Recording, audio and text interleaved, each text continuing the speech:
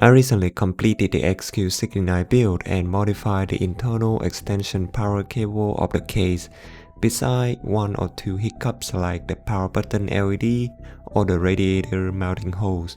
This case is very solid. Combining a mini graphic card with a 120mm AIO, we can have a very powerful portable gaming machine. However, I don't know about the portable part for you, but for me as a skinny boy, this thing is quite heavy because it's made of steel. Some people might dislike it because this thing is a blatant copy of the Dr. Zaber Sentry 2.0, but today I will show you why this is better than the original case.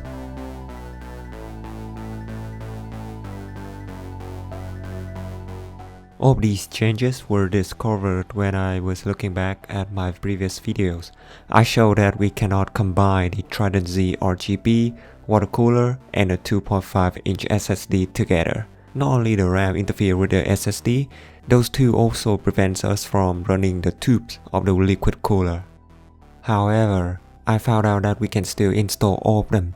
By mounting the SSD to the graphic card chamber, there are plenty of space in the motherboard side and I could use it to route the tubes.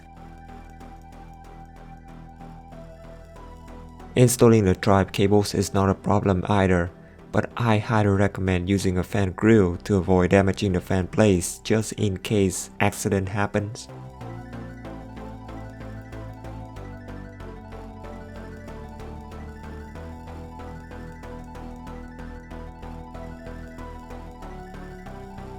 With the SSD is no longer in the way, I could run the cooler tubes over the M.2 SSD heatsink, and the RGB RAM can be brought back to the system. Big brain, man. Because we use a slim 120mm Noctua fan, if you need another 2.5-inch hard drive or SSD, it is possible to mount one more on top of the fan. This is the second thing we can do in this case, mounting two 2.5-inch drives. Here you can see there are plenty of space for the fan to breathe. Putting the hard drive here does not obstruct the airflow of the fan, because this setup brings air from the top of the case and from the GPU, so this won't be an issue. Big brain. The cables need to be inserted into the drive before installing the fan grill. I still keep my SATA SSD at the original position because the configuration don't stop here. According to Dr. Zaber Sentry user manual, liquid cooler with standard radiator thickness of 27mm such as my Corsair X60 would need to use a slim fan. This will limit the CPU cooling potential as we don't have many slim 120mm fans options, even though the Noctua NF-A12x15 is a great choice. However, with the XQ69, if you don't want to spend money on a slim Noctua fan, you can use your stock 120mm fan that comes with the AIO. For Noctua fans, by removing anti-vibration pads from the two corners, I could slide in the Chromax NF-F12. So, installing the best 120mm fans like the Noctua NF-A12x25 is totally possible. I have a spare $10 gift card, so I bought a RTX P12 fan to use, and this fan is proven to be the budget NF-A12x25, and you can see here I could mount the fan with no problem.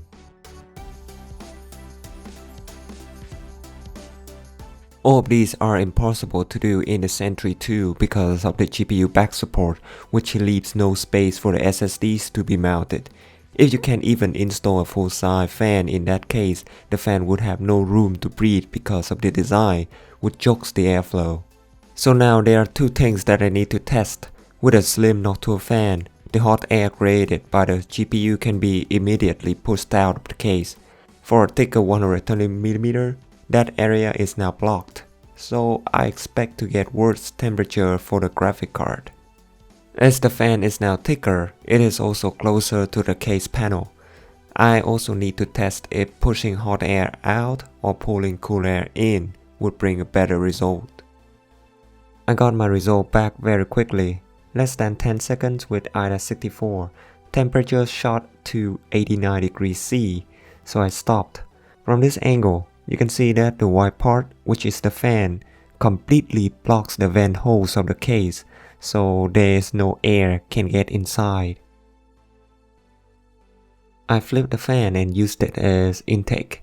This is a static pressure fan, so it can also be good in pool configuration. I also decided to use one of my Noctua NF812x25 fan to test. I will compare noise and temperature of the three setups. Here is my CPU fan curve in ASUS AI Suite 3. Minimum fan speed is set at 40%. When the temperature reaches 75 degrees, the fan will run at 69%. After that, the fan will spin at full speed.